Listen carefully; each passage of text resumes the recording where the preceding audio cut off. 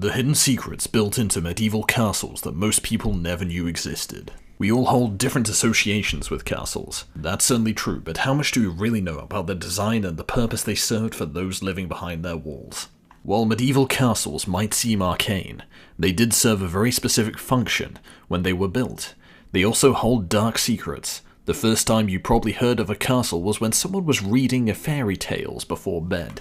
The truth is, the castles aren't all embellished with golden gems. In reality, when castles were built during the medieval era, they served a very specific purpose: to defend and protect the people behind their walls. Today's castles might be museums or houses for royalty, but they were designed to serve as fortresses during times of war. All of the planning that went into them was about defending the grounds from enemies. When you think of a castle's first line of defense, you probably think of a moat, right?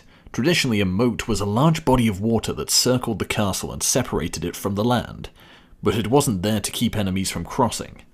For most people designing castles, their biggest fear was that enemies might dig underneath the walls to gain entry. If there was a moat, it ensured that tunnels would be immediately flooded. In fact, for some castles, the moat wasn't even located outside the place at all. Instead, it could be found between the first and second walls of the castle. That way, anyone digging a tunnel would get a truly unpleasant surprise. Speaking of unpleasant surprises, moats didn't exist solely to keep invaders from digging tunnels to gain entry either. The moats served other purposes for those living in their castle. For instance, they made a great way to dispose of human waste. When it came to other methods of protecting the castle, one of the oldest traditions was the concentric circles of defense. Looking at this castle from above, you can see how the circles were created to make entry very difficult. Concentric circles of defense were designed to act as a series of obstacles. While the layout of medieval castles might be all too familiar to us when it comes to how we look at castles today, they were a true innovation in the world of design when they were originally built. The concentric circles of defense meant that invading armies would have to conquer one obstacle after another, slowing them down as they made the assault on the castle. First there was a wall, then there was a moat, then another wall, a keep, and so forth. The main gate of the castle might look imposing, but to our modern eyes that's all it is. The truth of the matter is that during medieval times, the main gate of the castle was more than intimidating, it was downright deadly. The main gate was often comprised of two barriers. If invaders made it past the first entryway, they could become trapped between the first and second gate by the castle's inhabitants. They might think that their siege was going to be successful, but they were wrong. The invading soldiers would then be trapped in one of the castle courtyards, and this wasn't pleasant to say the least. There were thin slits in the courtyard walls that allowed castle inhabitants to fire upon the trapped intruders. The secret fortifications of castles doesn't end there, either. Even the stairwells played an important role.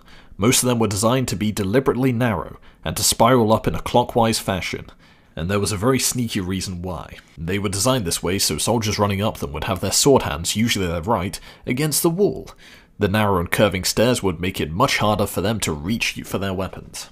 Of course, the people who lived inside the castle would know the layout of the space very well, right down to the crowded, cramped and narrow staircases. This gave them the ultimate advantage should intruders breach the walls. Secret passages were a critical part of the design of any and every castle that was built. These passages could serve many different purposes, including allowing a means of escape for those who lived in the castle. These secret passages could lead to rooms where the castle's inhabitants could take shelter in the event of a siege. They could also serve as a great way of getting much-needed supplies and other assistance into the castle. Sometimes the secret passages led to secondary wells for the castle's inhabitants, in case the attackers breached their walls of defense and poisoned their drinking supplies.